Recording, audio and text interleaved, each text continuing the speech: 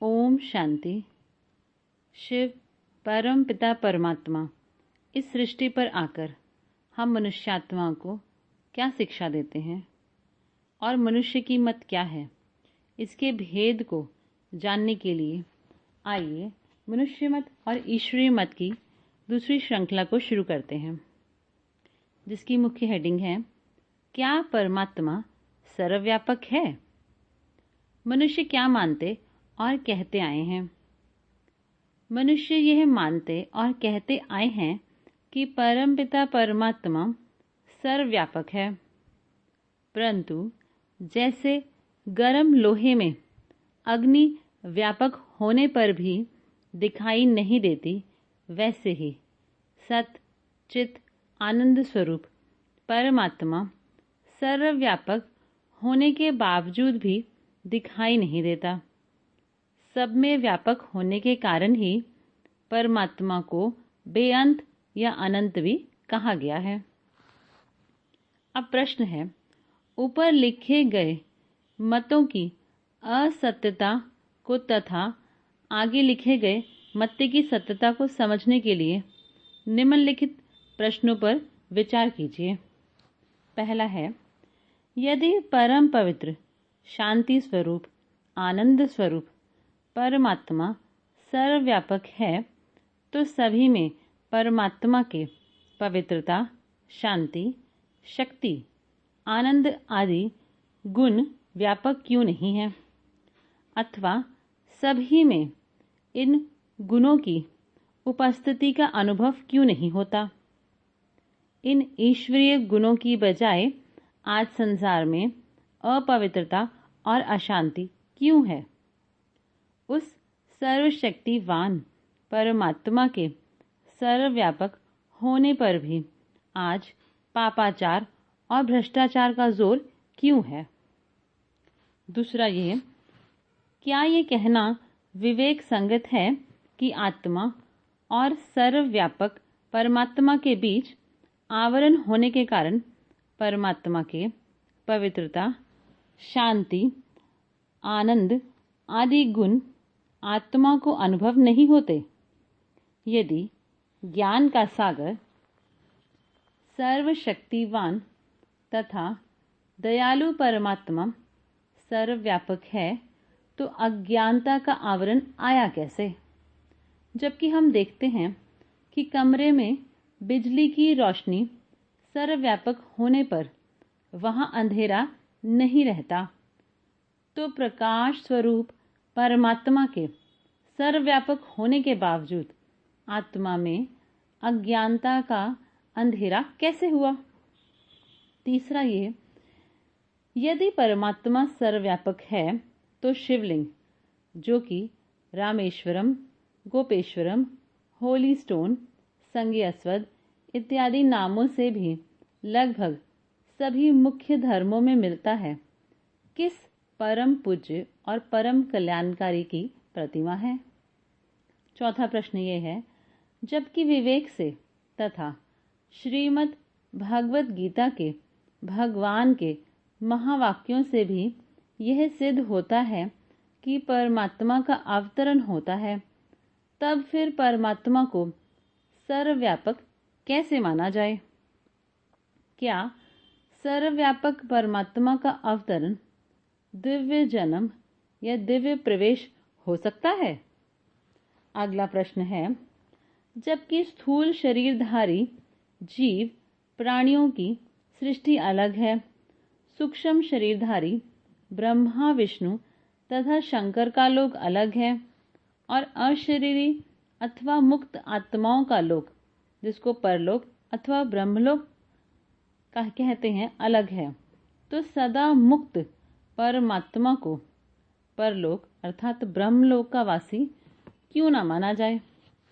अगला प्रश्न है, जबकि भगवान के ये महावाक्य हैं कि यह मनुष्य सृष्टि एक उल्टे वृक्ष के समान है और मैं इसका अनादि अविनाशी बीज हूँ, जो कि ऊपर परम धाम का वासी हूँ, तब भी परमात्मा को सर्वव्यापी मानना क्या ईश्वरीय मत का विरोध करना नहीं है?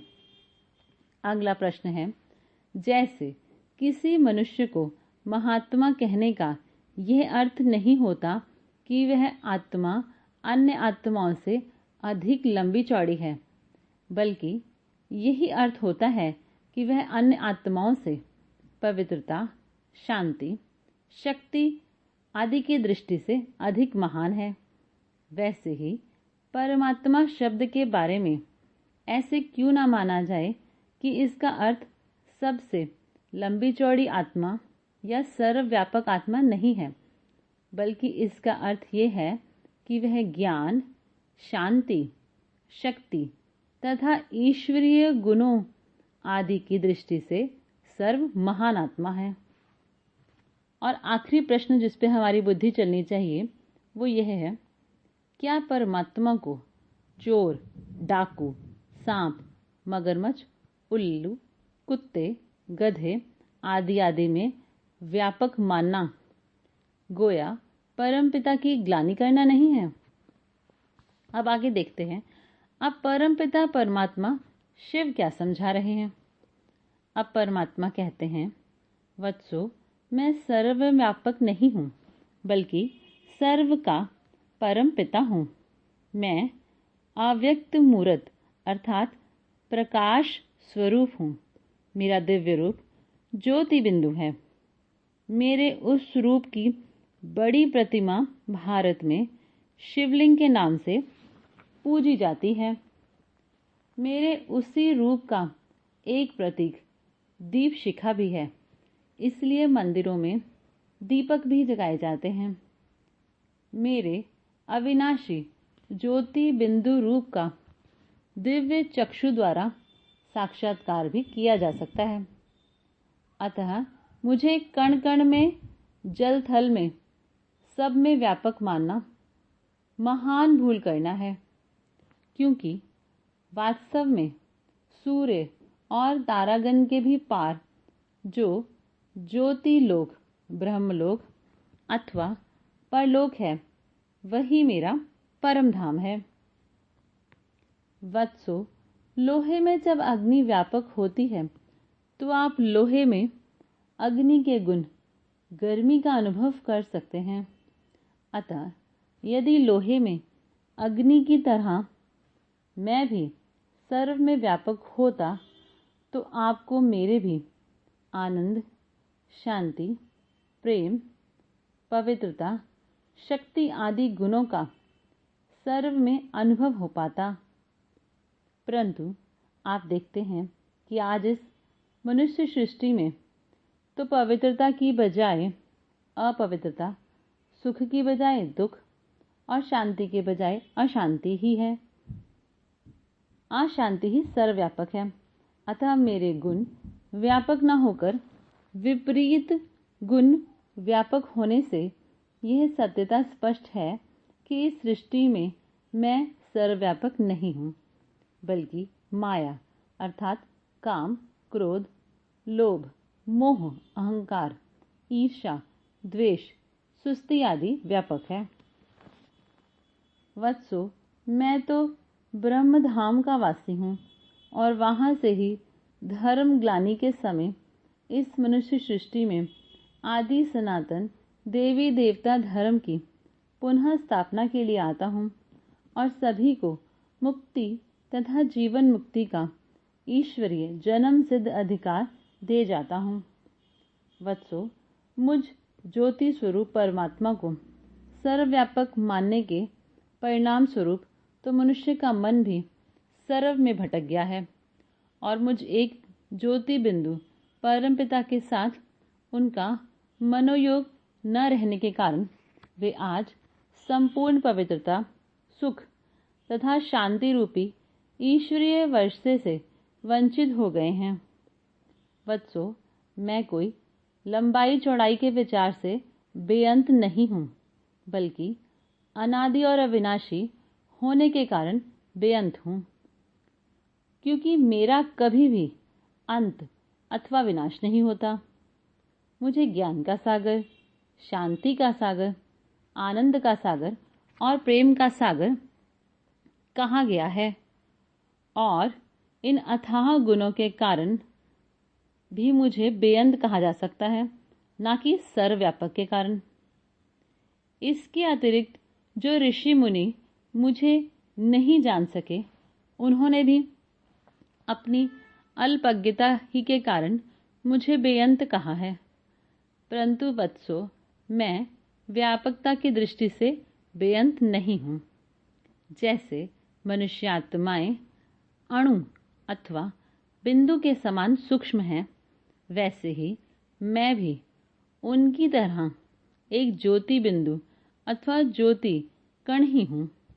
परंतु सभी आत्माओं से ज्ञान, शांति तथा गुणों में अधिक महान होने के कारण मुझे परमात्मा कहा गया है। वत्सो, अपने परम पिता परमात्मा को सर्वव्यापी मानना अर्थात सर्प, मगरमच्छ, कुत्ते, बिल्ली, पत्थर, ढिक्कर, कण कण आदि में मानना गोया उनकी ग्लानि करना और महान पाप करना है। वास्तव में इसी भ्रष्ट मान्यता के कारण संसार में भ्रष्टाचार फैला है। आगे पढ़ते हैं। आत्मा परमात्मा का अंश नहीं है, बल्कि वंशज है। तो इसके बारे में मनुष्य क्या कहते और मानते आए हैं, पहले इसे जानते हैं। मनुष्य कहते आए हैं कि आत्माएं परमात्मा ही का अंश हैं। केवल अज्ञानता अथवा भ्रम के कारण ही वे स्वयं को परमात्मा से भिन्न मानती हैं। वास्तव में आत्मा ही शिव है। आत्मा को परमात्मा से अलग मानना द्वैत भाव का सूचक है। द्वैत मत ठीक नहीं है। अतः शिवोहम अर्थात मैं आत्मा ही शिव हूँ, या सोहम अर्थात मैं आत्मा सो परमात्मा हूँ, इस निश्चय में मनुष्य को स्थित होना चाहिए। यही ज्ञान मार्ग है। बाकी सब मार्ग भक्ति मार्ग हैं। वास्तव में परमात्मा के अतिरिक्त तो दूसरा कुछ संसार में है ही नहीं, बल्कि सभी एक भगवान ही के अनेक रूप हैं। अतः मनुष्य को एक सर्वव्यापी चेतन तत्व ही को परमात्मा मानना चाहिए और स्वयं को उसका एक अंश मानना चाहिए। आगे प्रश्न है, ऊपर लिखे गए मत की असत्यता को और आगे लिखे गए मत की सत्यता को समझने के लिए निम्नलिखित प्रश्नों पर विचार कीजिए। पहला प्रश्न है, जबकि परमात्मा नित्य एक ही है और अनादि तथा अविनाशी है, तो उसके अंश कैसे हो सकते हैं? और जबकि वह सदा ज्ञान का सागर, सर्वशक्तिवान तथा संपूर्ण है, तो उसे भ्रम कैसे हो सकता है? और वह स्वयं को स्वयं से भिन्न मानने की भूल कैसे कर सकता है? दूसरा प्रश्न है, यदि संसार में करोड़ों मनुष्य और असंख्य अन्य जीव आत्माएं सभी परमात्मा के अंश हैं और सभी अज्ञानता तथा भ्रम में हैं, तो भला इनसे अलग भ्रम रहित परमात्मा कौन सा है? तीसरा प्रश्न है, यदि आत्मा ही परमात्मा है, तो वह अपने पहले वाले परमात्मा पद से गिरी कैसे? और क्या परमात्मा को परमात्मा बनने के लिए भी किसी साधना की आवश्यकता है? चौथा प्रश्न है, यदि आत्मा ही शिव है, तो शिवरात्रि किसकी याद में मनाई जाती है और शिवलिंग किसकी प्रतिमा है? क्या शिवलिंग और शिवरात्रि इस सत्यता को प्रमाणित नहीं करते कि शिव सभी आत्माओं से भिन्न किसी परम पूज्य एवं कल्याणकारी आत्मा का अर्थात परमात्मा ही का दिव्य नाम है? अगला प्रश्न है, जबकि पिता ही से पुत्र को विरासत मिलती है, तो परमात्मा को पिता और स्वयं को उसका अविनाशी वंशज अर्थात संतान न मानने से आत्मा को पवित्रता, सुख, शांति रूपी ईश्वरीय संपत्ति अर्थात विरासत कैसे मिलेगी? क्या परमात्मा को सर्वव्यापी तत्व तथा स्वयं को उसका अंश मानने से ये ईश्वरीय जन्म सिद्ध अधिकार प्राप्त हो सकता है? अगला प्रश्न है, जबकि परमात्मा एक है और ब्रह्मा, विष्णु तथा शंकर नाम के 3 देवताओं का भी रचयिता अर्थात त्रिमूर्ति है और सृष्टि रूपी वृक्ष का बीज रूप माना गया है, तो क्या ये कहना कि सभी जीव प्राणी परमात्मा ही के रूप हैं अनर्थ करना नहीं है और एक की बजाय अनेक परमात्मा मानकर द्वैत भाव फैलाने के तुल्य नहीं है। अगला प्रश्न है, यदि आत्मा ही परमात्मा है तो क्या कोई मनुष्य ही कह सकता है कि मैंने ही सृष्टि रची है? यदि कोई मनुष्य स्वयं को भगवान अथवा शिव मानता है तो क्या उसकी यह मान्यता ऐसी नहीं है जैसे कि किसी मनुष्य का यह कथन कि मैं अपना पिता भी आप ही हूं?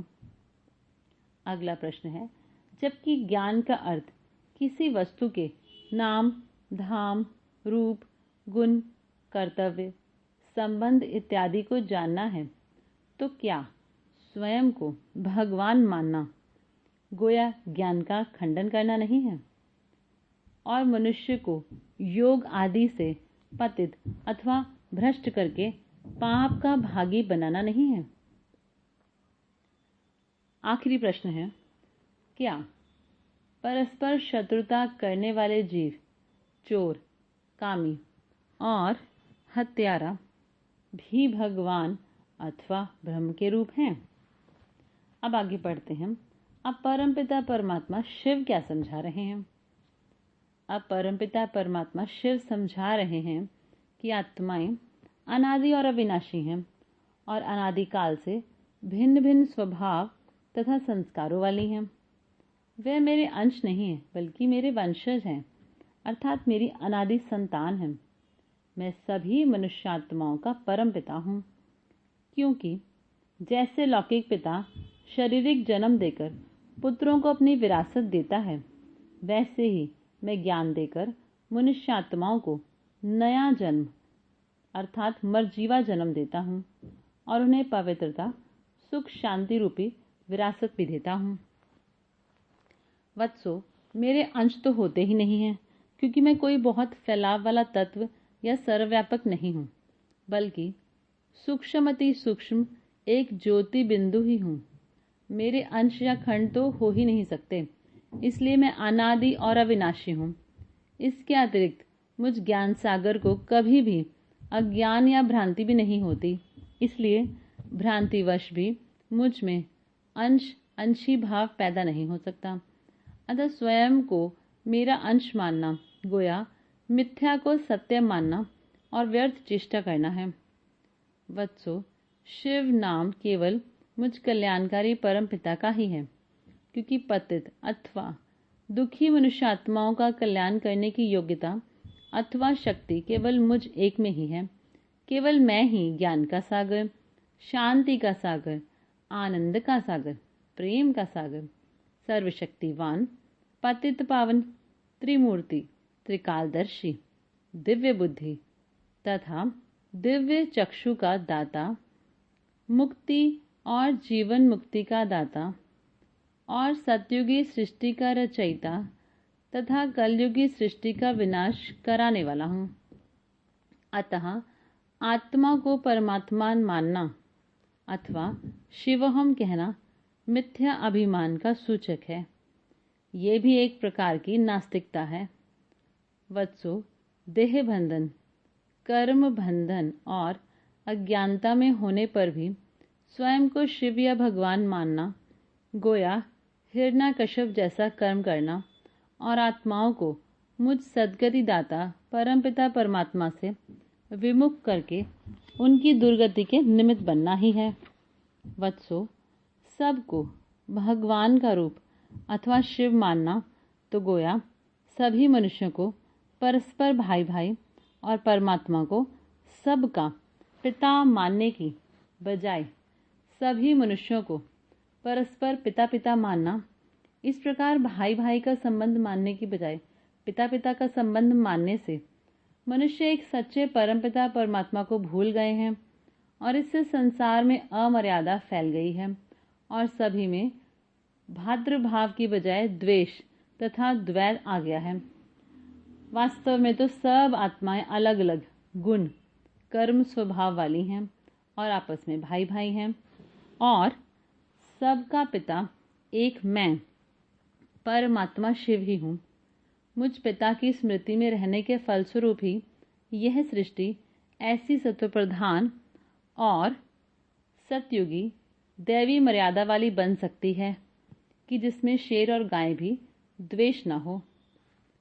वत्सो, ज्ञान का अर्थ आत्मा और परमात्मा को एक मानना नहीं है, बल्कि मुझ परमात्मा का अन्य आत्माओं से जो महान अंतर है उसे जानना और मुझ परमात्मा के दिव्य नाम, दिव्य रूप, दिव्य धाम, दिव्य कर्तव्य, दिव्य संबंध आदि को जानकर मेरी दिव्य स्मृति में रहना है।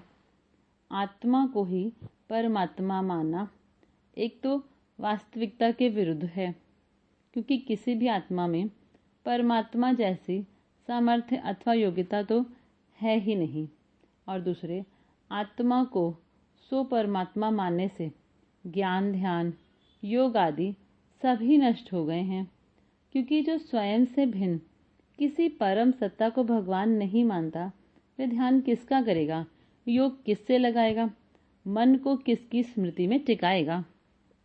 वत्सो, आत्मा ना तो कभी भी परमात्मा थी, ना वह कभी परमात्मा बन सकती है। आत्मा के परमात्मा ना बन सकने की बात तो अलग रही, आत्माओं की महानता का तो आपस में भी एक दूसरे से अंतर सदा बना ही रहता है। अतः मैं आत्मा ही सो परमात्मा हूँ, ऐसा ना मानकर ये निश्चय करना चाहिए कि मैं पहले शुद्ध आत्मा था और अब पुनः मुझे उस स्थिति को प्राप्त करने के लिए परमात्मा से योग लगाना चाहिए। अच्छा, ओम शांति।